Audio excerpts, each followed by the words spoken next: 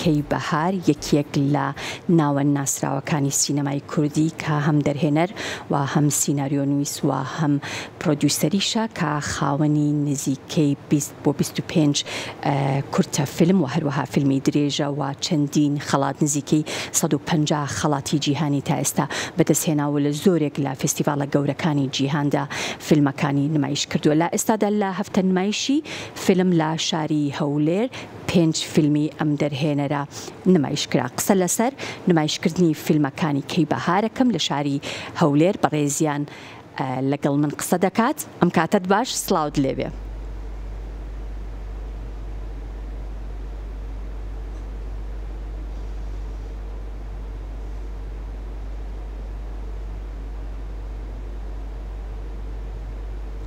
بەڕێز کەی بەهار، ئەگەر گوێت لە منە سڵاوت لێبێ و ئەم کاتت باش.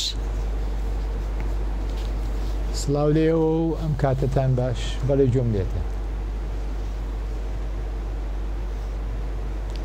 زۆر زۆر سپاس. چۆن ئەم کۆنتاکتە دروست بوو لە نێوان تۆ و هەروەها ئەو کەسانەی کە سەرپەرشتی ئەم هەفتە با بڵێین نمایشکردنی فیلمانە دەکەن و ئەو فیلمانە چین کە تۆ دەستنیشانت کردبوو بۆ ئەوەی کە لەو هەفتە نمایشەدا نمایش بکرێت؟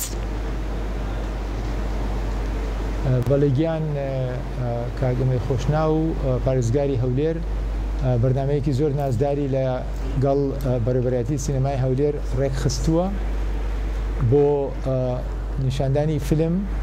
هەموو چوارشەمێک فیلمێک پەخش دەکرێتن، فیلمێکی کوردی، بە هیوای ئەوەی بتوانین بواری فیلمکاری ببژێنینەوە و هەروەها بینەر زیاتر ڕوو بکات لە سینەماکان. لەو بەردامەیەدا بۆ منیش ڕۆژێکیاندانا و لەوێ من بەباشم زانی 5 لە کورتە فیلمەکانم نیشان بدرێن. ئەو کورتە فیلمانەی کە چەندان فێستیڤالی جیهانییان کردووە بەڵام بینەری خۆمان لێی بێبەش بوونە. هەرچەندێ بەداخەوە ڕۆژی چوارشەم کە نیشاندرا جارێکی تر هۆڵەکە زۆر زوو پڕ بوو، خەڵکانێکی و میوانێکی گەلێ زۆر لە دەرەوەمانەوە بۆیان ماوەیان نەبوو بێنە ژوورەوە. بۆ ئێستا بەرنامە هەیە کە دووبارە جارێکیکە دووبارێکینەوە ئەو نیشاندانە تاکو ئەوانی ترش بتوانن بیبینم. بەڵام من لەگەڵەوەیە ئەو بۆ چوونەم بۆ هات بە باشی دەزانم کەوا لە شارەکانی تریش لە دهۆک، لە سلێمانی، لە هەڵەبجە و لە کەرکووکش بکرێت. زۆر باشە. بۆچی تەنها 5 لە کورتە فیلمەکانی تۆ نمایشکران و ئەو کورتە فیلمانە چی بوون کە بڕیارت یا نمایشیان بکەیت؟ بەڵێ گیان من 22 فیلمم هەن لە نێوان کورت و درێژ، بەڵام ئەو 5 دانەیە ئەو 5 دانەیەن کەوە بەرزترین خەڵاتیان بەدەستێنا بۆ نمونە. یەکەم فیلممان فیلمی من سامیم کە نیشاندرا، ئەوە ڕێکۆردی شکاندووە لە ناو فیلمی کوردیە.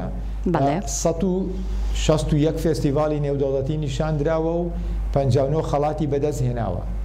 هەروەها بۆ ئەوەی بەرنامەکە زۆر ڕەنگاوڕەنگ بێ، فیلمێکمان نیشاندا کە لە کوردستان بەرهەمهێنراوە، فیلمێکشمان نیشاندا کە لە بەریتانیا بەرهەمهێنراوە و بە هەمان شێوە فیلمێکشمان نیشاندا بە ناوی ڕۆژی سەربەخۆیی کە ئەوە دوا فیلمی بەڵگەنامەیی من بوو سەبارەت بە ڕەفرەندوم و بەدەوڵەت بوون کە بەدڵنیاییەوە زۆر کاریگەر بوو لە ناو بینەران، چونکە فیلمێکی تایبەتە و باس لە ناسنامەی ئێمە ئاکاوەکو کورد و شایستەی ئەوەی کە ئێمەش دەوڵەتی خۆمان هەبێت لە جیهانە. زۆر باشە. بەتەنها نمایشکردنی کورتە فیلمەکان بوون یان لەگەڵیشیا سازکردنی با بڵێن وەک گفتوگۆیەک یا خۆت سازکردنی با بڵێن قسەکردن لەسەر ئەو کورتە فیلمانەی کە نمایشەکرات لە نێوان هەم خۆت کە وەکو دەرهێنەر و هەروەها بینەران و ئامادەبوانی کورتە فیلمەکان؟ هەر پشتیت بۆ پرسیارە زۆر گرینگە، وەکو لە فێستیڤالە ناودارەکانی جیهان دەکرێت هەموو کات ماوە دەڕوخسێنن بۆ دەرهێنەر بۆی بتوانێت پرسیاری وەڵام بکات لەگەڵ بینەران. ئەو کاتە نمایشەکە گەرێ سوودبەخشتر دەبێت. بۆیە لە داهاتوودا کە ئەو بەرنامەیە دووبارە دەکەینەوە بە باشی دەزانم یەک تەنها فیلمێک نیشان بدرێ و دوایی گفتوگۆیەکی دەخولەکی بکرێت دوای ئەوە بڕۆینە سەر فیلمێکی تر بۆ ئەوەی هەر فیلمێک مافی خۆی وەرگێ و هەروەها بینەرانش زیاتر چێژی لێ ببینن. بۆ نمونە فیلمی میوانێکی تایبەت کە لە بریتانیا فیلمکاری کراوە زۆر گرنگ دەبوو بینەری خۆمان بتوانن پرسیاری لەسەر دروست بکەن چونکە پرسیار زۆر دروست دەکات بەڕاستی فیلمەکان بۆەوە دروست کراون کەوا بینەر چێژی لێ ببینێ بەڵام لە هەمان کاتە پرسیارێکی زۆر لای بینەر دروست بکە. زۆر باشە ئەم نمایشکردنی هەفتەی نمایشکردنی فیلمانە کە ئێستا لە زۆرێک لە شارەکانی کوردستان دەستی پێکرد و تۆ بۆ خۆت ئاماژەت بەوە کرد کە هەوڵ ئەدەی کە نمایشکردنی ئەو چەند کورتە فیلمت بهێنیتە شارەکانی تریش. ئەمە چەندێک گرنگە بۆ ئەوەی کە ئەو گەنجانە یاخود ئەو کەسانی کە ئێستا سەرقاڵی فیلمسازین سەرقاڵی کاری سینەماین سوود لە ئەزمونەکانی گەورە دەرهێنەرێکی وەکو بەڕێستان ببینن. بەڵێ گویان من توانم نمونەیەکت بۆ بێنمەوە بۆی وەڵامەکەمان زیاتر بەهرەدار بێتن. من بە منداڵی لە دایک و باوکێکە لە ژێردەستی دایک و باوکێکە پەیوەردە بووم کەوا نەخوێندەوار بوون لە ماڵێکدا پەروەردە بووم کەوا پەرتووکی تێدا نەبوو. بەڵام زۆر شانسم بوو کە بە تەمەنی 5 ساڵیەوە ئاشنا بووم بە سینەما لەبەرەوە هەرچی کولتورم هەیە هەرچی شارەزاییم هەیە هەرچی زانستیم هەیە هەمووی لە سینەماوە هاتووە.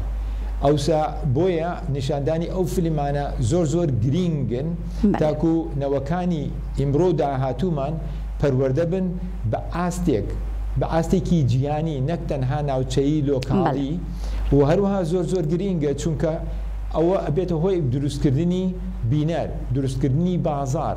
یەک ئێمە کوردستان بەهۆی ئەوەی دەوڵەتمان نییە یەکێکین لە کەستترین بەرهەمێنەرەکانی فیلم لە هەر هەموو جیانە تەنانەت وڵاتەکانی ئەفریقیا وەکو وڵاتێکی وەکو مالی کە زۆر لە ئێمە هەژارترن لە بواری داراییەوە بەڵام زۆر دەوڵەمەندترن لە ئێمە لە بواری فیلمکاریەوە هۆیەکەشی ئەوەیە ئەوان بازاری ناوخۆیان هەیە زۆر مەرجە بوونی بازاری ناوخۆ کە دەبێتە هۆی دامەزرانی پیشە سازی فیلمکاری فیلم ئیندستری کە لە کوردستان تا ئێستا نیمانە.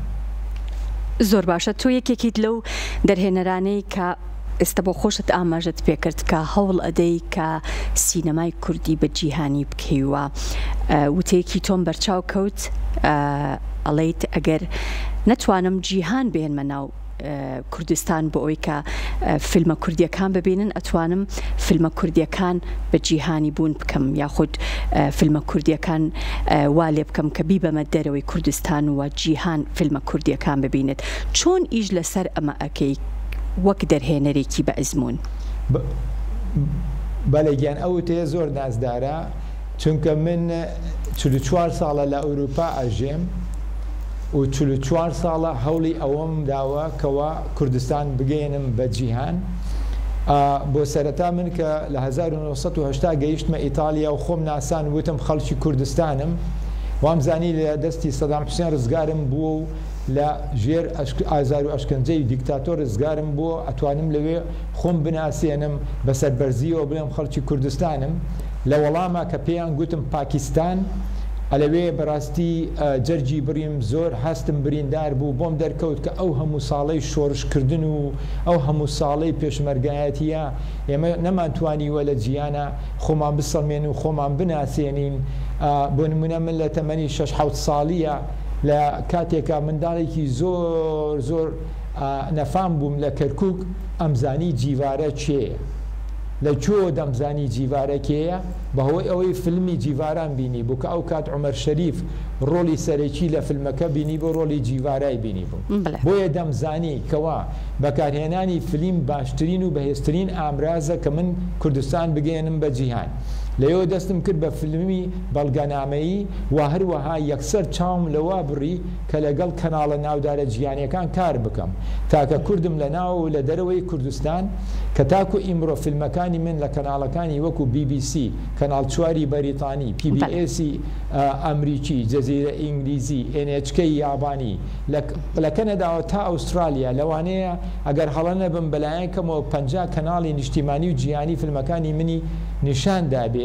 نمونەیەکشت بۆ بێنمەوە گەڕانەوە بۆ کەرکک ساڵێک لە ناو ئاگر کە فیلمێکی بەڵگەنامەیینەوە دخولەکە من لە 2005 فیلمکاریم کرد و لە 2006 بڵاو بووەوە بە تەنیا خۆی تەنیای ئەو فیلمە بینەری لە 200 ملیۆن زیاتر تێپەڕیوە.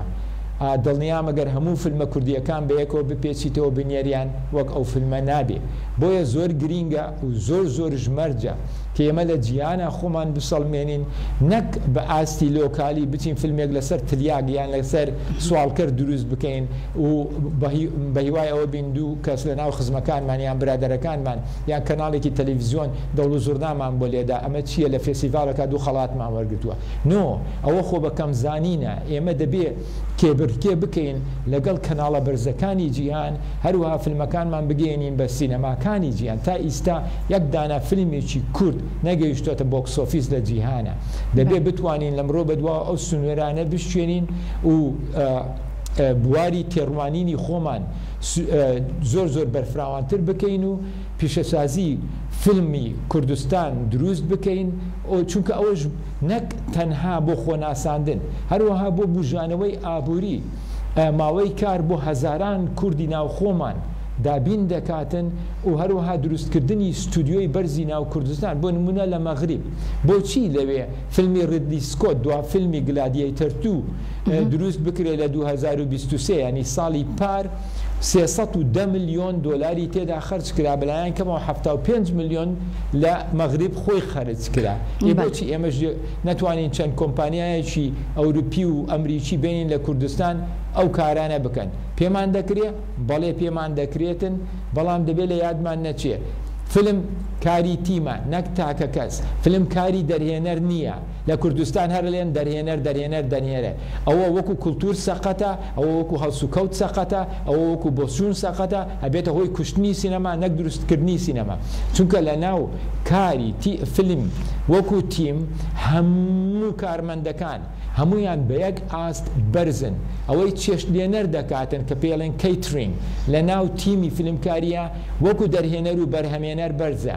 دەبێ هەمویان پسپۆر بن، بۆیە بەوسا ئەتوانین فیلمەکەمان سەرکەوتوو بێ. ئەجینا مارتن سکۆرسێزی بێنی و سپیلبەرگش بێنی لە کوردستان دەرهێنانی فیلم بکاتن، بەس دەرهێنەر هەبێ، ئەوانەی تر هەمووی لاواز بن، فیلمەکەت دەڕوخێ. زۆر ڕاستە. حەزەکەم پرسیاری ئەوە بکەم، ئیلهامی سیناریۆکانی تۆ لە چیەوە دروستە بێ، یان ئیلهامی چیرۆکی ناو فیلمەکانی تۆ چۆن دروستە بن؟ بەڵێ گیان ئێستا وەکو بەنگلیزیە لێ چەکوشەکەدایە سەر بزمارەکەیە. بەڵێ، چونکە لاوازترین بواری فیلمە کوردیەکان سکریپتە. هۆیەکەشی ئەوەیە هەندێک مرۆڤ وا دەزان بیرۆکەیەکی باشیان هەیە، ئیتر دەتوانن بیکەن بە سکریپت و بیکەن بە فیلم. ناگیان سکریپت نووسین زانستە. زانست وەکو نەشتەگەری دڵکردن زانستە. دەبێت شارەزاییکی زۆر بەرزل لێ هەبێ و هەروەها دەبێت پلەی لێ نەکەی. بۆ نمونە بۆ وەڵامی پرسیارەکەت، بۆ نمونە با بڵێن من بەهۆی گەشتێکەوە یاخو خوێندنەوەی ڕۆمانێکەوە یاخو بینینی فیلمێکی تر یان هەر بەرچاوبوونی ڕستەیەک لە ناو هۆنراوەیەک ئەبێتە هۆی ئەوەی دیمەنێک لە بەرچاوم دروست دەکاتن. ئەو دیمەنە دەچم لەلایەکەوە تێبینیەک لەسەر دەنووسمەوە. دوای هەفتەیە تر، چونکە ئێمە بە دوو شێوە مێشکمان کارەکە، یەکێکیان پێڵێن کۆنشس، ئەوەی مێشکی ئاگاداری، ئەوەی بۆ نمونە ئێستا من دەزانم لێرە دانیشتومە و لەگەڵ توا دەدوێن. بەشێکی ترمان هەیە ئەوەی پێڵێن سەب کۆنشس، ئەوەی پشتەوەی نائاگاداری مێشکمان ئەو بوارەیە کە بەردەوام کارەکاتن لە پشتەوە کە من ئەوها ئەو ڕستەیەم نووسیە و تێبینیم لەسەری نووسیەوە، ئەو لە پشتەوە کارەکە هەفتەیەکی تری پێ ناچێ دیمەنێترم بۆ دروستەکە، ماوەیە تری پێ ناچێت دیمەنێترم بۆ دروستەکە. هەروەها بەردەوام فیلم دەبینم. من ڕۆژانە هەموو ڕۆژێک فیلمێک دەبینم، ینی تەمەنم 64 ساڵە ئێستاکە، لە 5 ساڵیەوە فیلمە بینم، واتە 59 ساڵە فیلمە بینم. ئەمانە هەمووی بەیەکەوە سودبەخشن بۆەوەی من بتوانم سکریپتەکەم بەهرەدارتر و دەوڵەمەندتر بکەم و دەخوێنمەوە ڕۆمان بە تایبەت ڕۆمانی جیانی زۆر دەخوێنمەوە هێواش مەماوەی 6 مانگ لەوانەیە ئاوها پێکهاتەیەکی ئەو چیرەکە دروست بێتن ئەوسا کە دەست دەکەم بە نووسینەوەی کە درافتی یەکەم من تەواو کرد لێی دەگەڕێم بۆ ماوەی 1-2 مانگ لە بیری خۆم دەرەکەم سەبکۆنشەس مێشکم دوایی دێتەوە سەری کارم بۆکە واتە بەگشتی ئەگەر من سکرپتی فیلمێکی درێژ بنووسمەوە 2 ساڵی پێوە بەسەر نەبم بەلایەن کەمیشەوە 15 جار درافتی لەسەر نەنووسمەوە هەڵەیەکی زۆر گەورەم کردووە و فیلمەکەم ئەکەوێ زۆر باشە کاتە ئێستا کێشەکانی فیلمسازی لە کوردستان چین خۆت ئاماژەت یاخود نمونەی مارتن سکۆرسیزی تێنایەوە کە ئەگەر بێتە کوردستان و کارێکی بەرهەم بهێنێ ڕەنگە فیلمێکی سەرکەوتوو نەبێت کە لە هەمان کاتە با بڵێن ئەو بۆ خۆی دەرهێنەرێکی بەناوبانگ و دەرهێنەرێکی گەورەی کە خاوەنی چەندین شاکارە کەواتە کێشەکانی فیلمسازی کوردی سیناریۆیە سکرپتە یاخود دەرهێنەرە یاخود با بڵێن بواری تەکنیکیە بێگومان چەند هۆیەکن یەکەمیان لاوازی سکرپت دوو کە لێرە دەرهێنەر کراوە بە دیکتاتۆر ئەوانەی تر بایەخیان نییە ئەمە کێشەیەکی زۆر گەورەیە سێ نەبوونی بازاری ناوخۆ بۆ ئەوی بێتە هۆی پشتگیری و هەوینداری زیاتر ئەوەی کەوا عاشق بین بە فیلمکاری و هەوڵدەین فیلمەکانمان بەرزتر بکەینەوە بۆ نمونە ئێستا بەهاتایەوە لە سلێمانی یاخود لە هەولێر یاخود لە دهۆک لە سینەماکانە با بڵێن لە هەموو سینەماکان 5 فیلمی جیاوازی کوردی کار دەکەن چی ڕوویداوە کێبرکێ ڕوویداوە بۆچی کام فیلمیان باشتر بێ بینەر زیاتر ڕووەکا لەوەیان بە ئێمە لەبەرەوەی ئەو کێبرکەیەمان نییە فیلم کارەکانەوەنە بایەخیان نییە بۆ ئەوەی فیلمەکەیان زۆر بەرزەوە بێ واروەها نەبوونی بوجە و هەمووشیان چاویان لەوەیە بوجەکە هەر لە حکومەتی هەرێمەوە بێتن ئێواش ناکرێت تو ئەمە لە 2000 ئێمە پارە خەرجەکەی نزیکەی 40 ملیۆن دۆلارمان خەرج کردووە لە فیلم 40 دۆلاری نەهاتۆتەوە ئێوە چۆنە بێ فیلمێکی وەکو پەرەسایت هی کۆریای باشوور کە خۆتان ئاگاتان لێ بۆ ماوەی بەر لە ئێستا بڵاو بۆ 12 ملیۆنیان لێ خەرج کرد 210 ملیۆنی پەیدا کرد ئەمە جگە لە خەڵاتی ئۆسکار و خەڵاتەکانی تر واتە ئێمە ئێستا دەبێ پۆزێک بکەین بوەسین بزانین هەڵەکانمان چین کێشەکانمان چین و شەرمش نەکەین لەوەی پێی دابێنین کە فەشەلمان هێناوە دووبارە دەست پێ بکەینەوە خاڵی سەرەکی و هەرە گرنگ پەروەردەگاریە دڵنیات ئەەکەم لە 180 ئەوانەی بەخۆیانە لێن لەم بە